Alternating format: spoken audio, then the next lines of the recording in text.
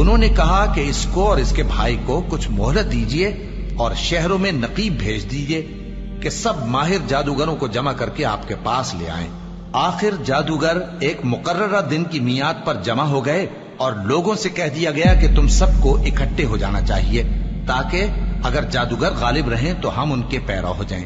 پھر جب جادوگر آ گئے تو فرعون سے کہنے لگے کہ اگر ہم غالب رہے تو ہمیں صلہ بھی عطا ہوگا؟ فرعون نے کہا ہاں، اور تب تم مقربوں میں بھی داخل کر لیے جاؤ گے۔ موسیٰ نے ان سے کہا کہ جو چیز ڈالنی چاہتے ہو ڈالو، تو انہوں نے اپنی رسیاں اور لاٹھیاں ڈالیں اور کہنے لگے کہ فرعون کے اقبال کی قسم ہم ہی ضرور غالب رہیں گے۔ پھر موسیٰ نے اپنی لاٹھی ڈالی تو وہ ان چیزوں کو جو جادوگروں نے بنائی تھیں نگلنے لگی۔ تب جادوگر سجدے میں گر پڑے اور کہنے لگے کہ ہم تمام جہانوں کے مالک پر ایمان لائے جو موسیٰ اور ہارون کا رب ہے۔ فرعون نے کہا کیا اس سے پہلے کہ میں تم کو اجازت دوں تم اس پر ایمان لے آئے؟ بے شک یہ تمہارا بڑا ہے جس نے تم کو جادو سکھایا ہے، سو ان قریب تم اس کا انجام معلوم کر لو گے کہ میں تمہارے ہاتھ اور مخالف سمت کے پاؤں کاٹ دوں گا اور تم سب کو سولی پر چڑھا دوں گا۔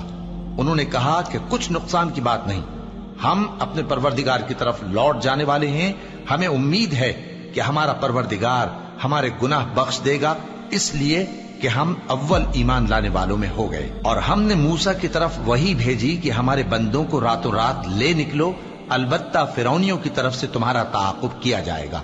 تو فرعون نے شہروں میں نقیب روانہ کیے اور کہا کہ یہ تھوڑے سے لوگوں کی جماعت ہے اور یہ ہم سے غصہ کھا رہے ہیں اور ہم سب ان سے خطرہ رکھتے ہیں۔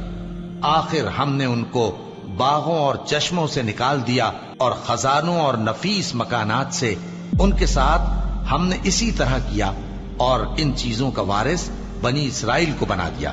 تو انہوں نے سورج نکلتے وقت ان کا تعاقب کیا۔ پھر جب دونوں جماعتیں آمنے سامنے ہوئیں تو موسیٰ کے ساتھی کہنے لگے کہ ہم تو پکڑ لیے گئے۔ موسیٰ نے کہا ہرگز نہیں، میرا پروردگار میرے ساتھ ہے، وہ مجھے رستہ بتائے گا۔ اس وقت ہم نے موسیٰ کی طرف وحی بھیجی کہ اپنی لاٹھی سمندر پر مارو، تو سمندر پھٹ گیا، سو ہر ایک ٹکڑا یوں ہو گیا کہ گویا بڑا پہاڑ ہے، اور دوسروں یعنی فرعونیوں کو وہاں ہم نے قریب کر دیا، اور موسیٰ اور ان کے ساتھ والوں کو تو ہم نے بچا لیا، پھر دوسروں کو ہم نے ڈبو دیا۔ بے شک اس قصے میں نشانی ہے، لیکن یہ اکثر ایمان لانے والے نہیں، اور تمہارا پروردگار تو غالب ہے، مہربان ہے۔ اور ان کو ابراہیم کا حال پڑھ کر سنا دو جب انہوں نے اپنے باپ اور اپنی قوم کے لوگوں سے کہا کہ تم کس چیز کو پوجتے ہو؟